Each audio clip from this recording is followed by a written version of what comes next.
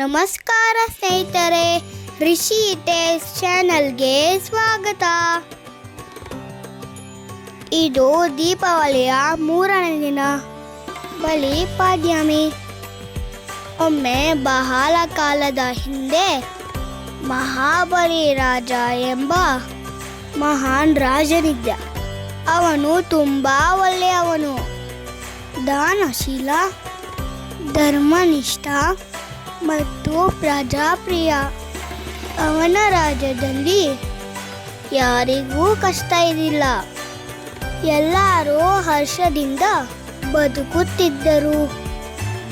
ಆದರೆ ಒಂದು ದಿನ ದೇವತೆಗಳು ಮಹಾವಿಷ್ಣು ಹತ್ರ ಬಂದು, ಪ್ರಭು, ಮಹಾಬಲಿ ಎಷ್ಟೋ ಒಳ್ಳೆಯವನು, ಆದರೂ ಅವನ ಅಹಂಕಾರ ಬೆಳೆಯುತ್ತಿದೆ ಎಂದು ಹೇಳಿದರು. ಮಹಾವಿಷ್ಣು ನಗುತ್ತಾ ಅವನಿಗೆ ಪಾಠ ಕಲಿಸಬೇಕಾದ ಸಮಯ ಬಂದಿದೆ ಎಂದು ಹೇಳಿದರು. ಹೀಗಾಗಿ ಮಹಾವಿಷ್ಣು ಒಬ್ಬ ಚಿಕ್ಕ ಬಾಲಕನ ರೂಪದಲ್ಲಿ ವಾಮನ ಅವತಾರ ತಾಳಿದರು. ಮಹಾಬಲಿ ರಾಜ ಯಜ್ಞ ಮಾಡುತ್ತಿದ್ದಾಗ ವಾಮನ ಬಂದು, ಮಹಾರಾಜ, ನನಗೆ 3 ಹೆಜ್ಜೆ ನೆಲ ಕೊಡಿ ಎಂದು ಕೇಳಿದರು. ಮಹಾಬಲಿ ಹಾಸ್ಯದಿಂದ, 3 ಹೆಜ್ಜೆನ? ಅಷ್ಟು ಚಿಕ್ಕದ?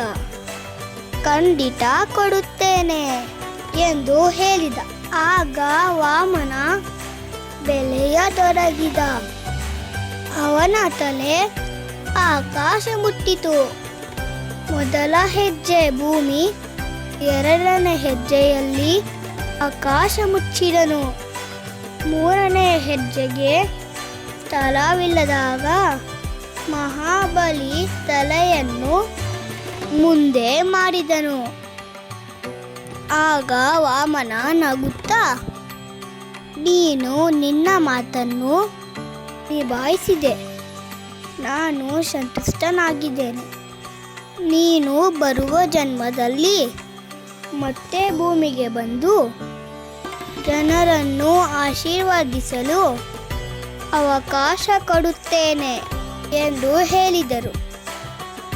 ಆ ದಿನದಿಂದ ಜನರು ಬಲಿಪಾಡ್ಯಮಿ ದಿನವನ್ನು ಆಚರಿಸುತ್ತಾರೆ. ಭೂಮಿಯ ಎಲ್ಲೆಡೆ ದೀಪ ಬೆಳಗಿಸುತ್ತಾ, ಸಿಹಿ ತಿನ್ನುತ್ತಾ ವಿಷ್ಣುವಿನ ವಾಮನ ಅವತಾರವನ್ನು ಹಾಗೂ ಬಲಿ ಚಕ್ರವರ್ತಿಯನ್ನು ನೆನೆಯುತ್ತಾರೆ. ಇದು ದೀಪಾವಳಿಯ ಕೊನೆಯ ದಿನ, ಬೆಳಕಿನ ಹಬ್ಬ, ಧರ್ಮದ ಜಯ, ಸಂತೋಷದ ಸಮಾರೋಪ.